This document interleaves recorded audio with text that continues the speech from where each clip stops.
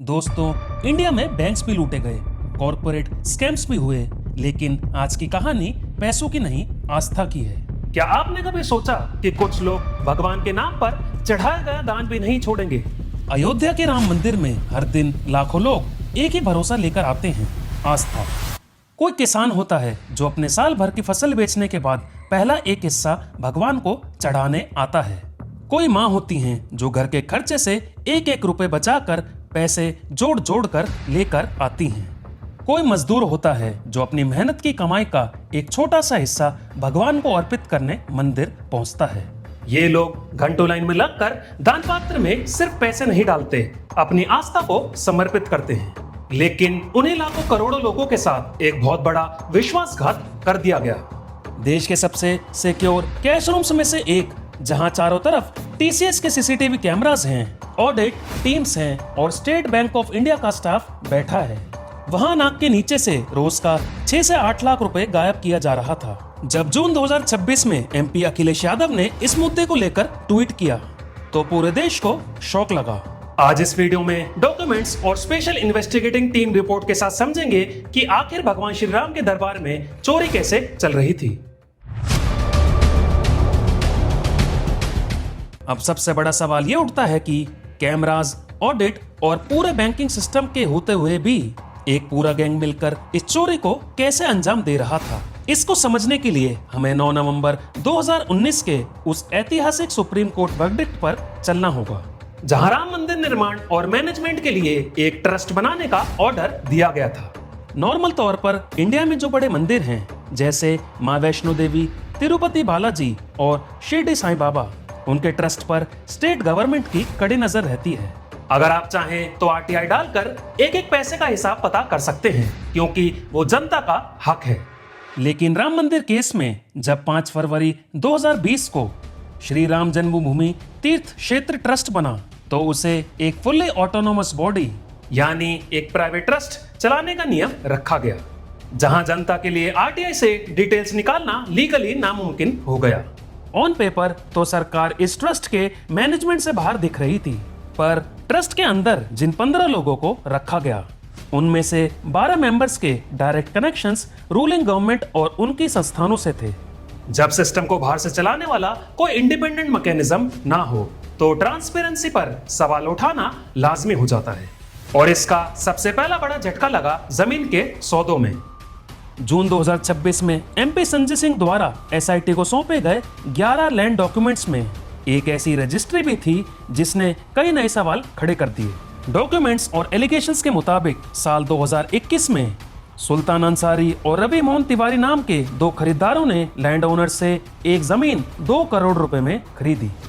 और आरोप है कि ठीक 5 मिनट बाद उसी जमीन को राम मंदिर ट्रस्ट ने उन्हीं दोनों से 18.5 करोड़ में खरीद लिया, यानी 5 मिनट में 16.5 करोड़ का प्रॉफिट। इस खरीदारी में ट्रस्ट की तरफ से जनरल सेक्रेटरी चंपत राय ने दस्तखत किए थे। ट्रस्ट का कहना था कि सुप्रीम कोर्ट के वर्डिक्ट के बाद जमीन के दाम बढ़ गए थे और श्रद्धालुओं की सुविधा के लिए इस जमीन की तुरंत जरूरत पड़ी थी। पर लोगों के दिमाग में आज भी यह सवाल घूमता है कि आखिर 5 मिनट में जमीन के रेट इतने कैसे बढ़ सकते हैं। फिर साल 2021 के उन जमीन विवादों पर कोई बड़ी कार्रवाई नहीं हुई, तो कुछ लोगों का हौसला इतना बढ़ गया कि बात सिर्फ जमीन तक सीमित नहीं रही। असली खेल तो मंदिर के डोनेशन बॉक्सेस के साथ चल रहा था।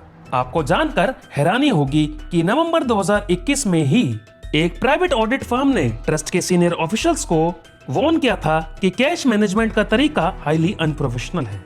अगर इसे नहीं बदला गया तो बड़े फाइनेंशियल लीक्स होंगे, लेकिन इस वार्निंग की फाइल को दबा दिया गया।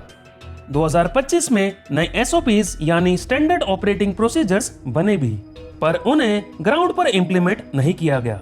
13 जून 2026 में जब यूपी गवर्नमेंट ने एक एसआईटी बनाई, तो उन्होंने जो मॉडस ऑपरेंडी एक्सपोज किया, वो किसी बॉलीवुड मूवी से कम नहीं था। इनका सिस्टम 4 सिंपल स्टेप्स में चलता था।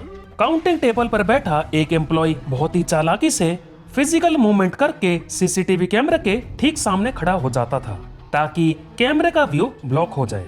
रूल था कि काउंटिंग रूम में स्टाफ पॉकेट फ्री क्लोथ्स पहनेंगे, पर कोई चेक नहीं कर रहा था। नोट गिनते वक्त ये लोग 100 नोट्स की एक गड्डी में जानबूझकर 120 या 130 नोट्स डाल देते थे। ऊपर से जब डेटा एंट्री का वाउचर बनता था तो उसमें सिर्फ 100 नोट्स ही मेंशन किए जाते थे।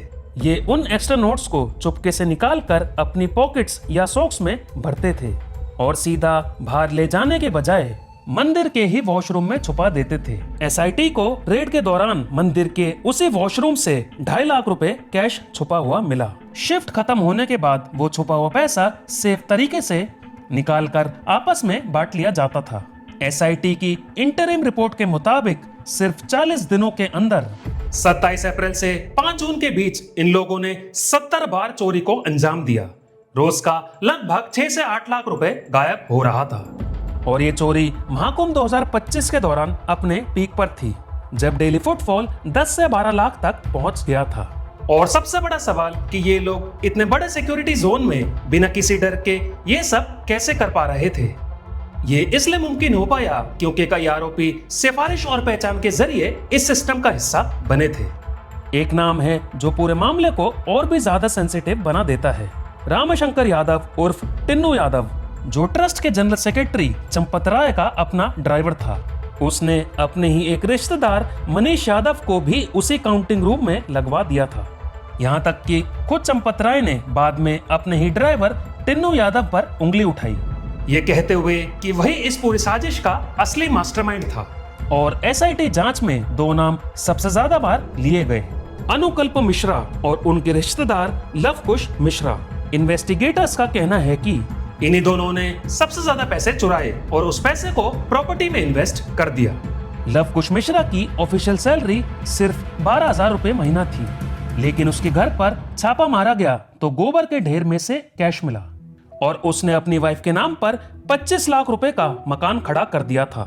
इन सब की सैलरी 12,000 से 15,000 महीने के बीच थी, लेकिन इन्वेस्टिगेशन में सामने आई इनकी संपत्ति ने कई नए सवाल खड़े कर दिए। एसआईटी ने आरोपियों से लगभग 80 लाख रुपए कैश, फॉरेन करेंसी और सोने चांदी के आभूषण बरामद किए। लेकिन इस पूरे मामले में एक बड़ा मोड़ तब आया जब अकाउंट्स डिपार्टमेंट के सुपरवाइजर महिपाल सिंह ने एक बहुत बड़ा दावा किया।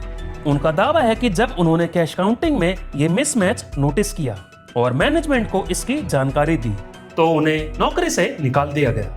फिर जैसे उनको पता लगा कि भाई ये व्यक्ति जो है प्रमाणित कार्य करता है और किसी तरह की बेईमानी में लिप्त हो नहीं सकता है और इसको शायद दबाया भी नहीं जा सकता है, तो उन्होंने अनिल मिश्रा जी ने जो है मेरे स्थान पे किसी एक और व्यक्ति को वहां पर लगा दिया।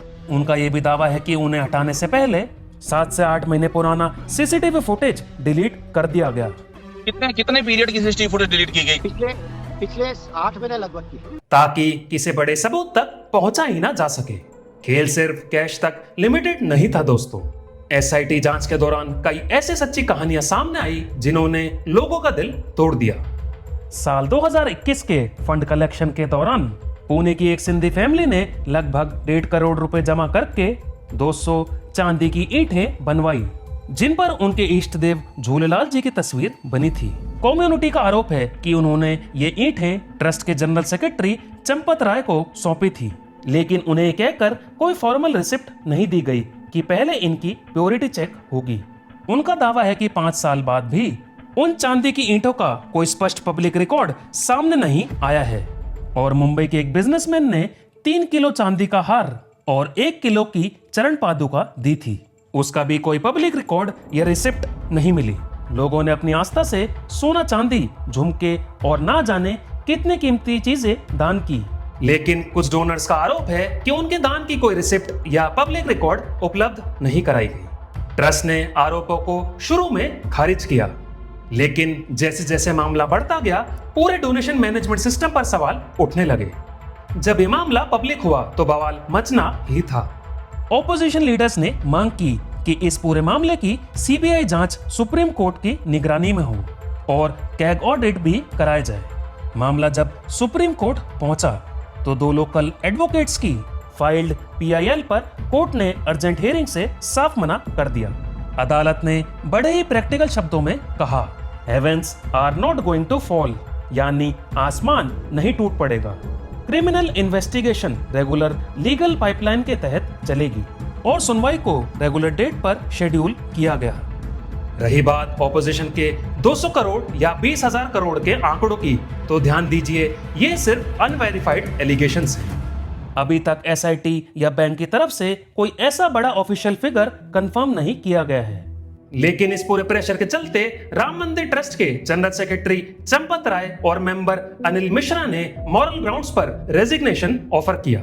अब यहाँ एक बड़ा कंसेप्ट आता है, मॉरल रिस्पॉन्सिबिलिटी।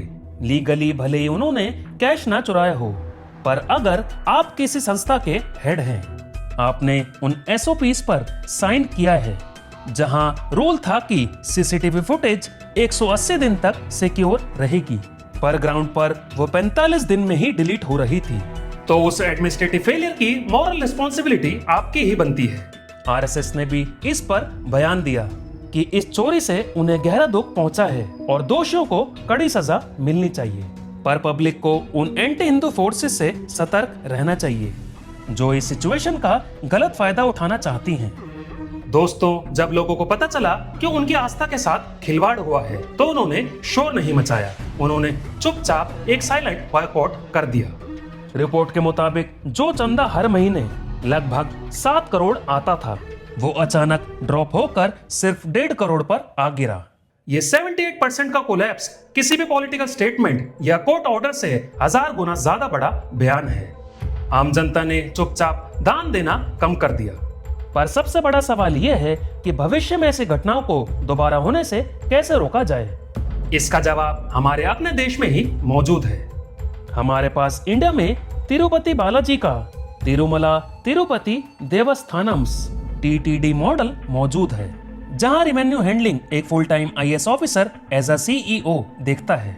वहां रिलीजियस मैटर्स और फाइनेंशियल मैनेजमेंट की जिम्मेदारियां अलग अलग रखी जाती हैं।